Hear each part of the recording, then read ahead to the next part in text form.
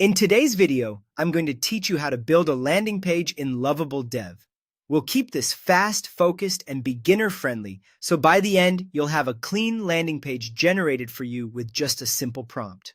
We'll start a new project so everything stays organized.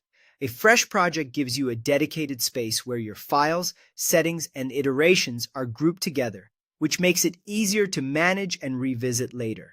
Think of it as opening a brand new folder specifically for this landing page. Now open your browser and go to lovable.dev.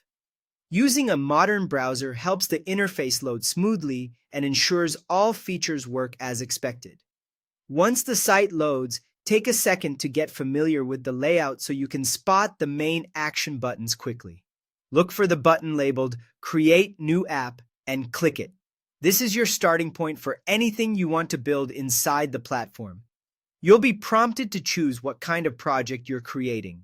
Select Web App/Landing Page. This option is tailored for simple, conversion-focused pages, so it streamlines the structure you need without extra complexity. It's ideal for highlighting a product, service, or offer with a clear call to action. To move fast, we'll use the built-in chat box. This is where you describe what you want, and the tool turns that into a working page. Keep the prompt short and direct. That helps the system make strong default choices.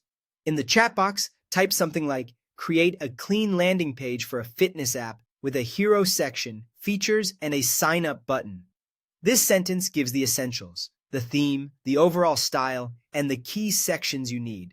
If you want to adapt it, swap fitness app for your niche like travel, education, or finance. Mention the layout elements you care about, such as a hero section to grab attention at the top, a features area to explain benefits, and a sign-up button to drive action. Clear nouns and simple adjectives work best. You can hint at tone with words like modern, friendly, or professional, and optionally reference color direction, like light or dark, if that matters to your brand. That's all there is to it.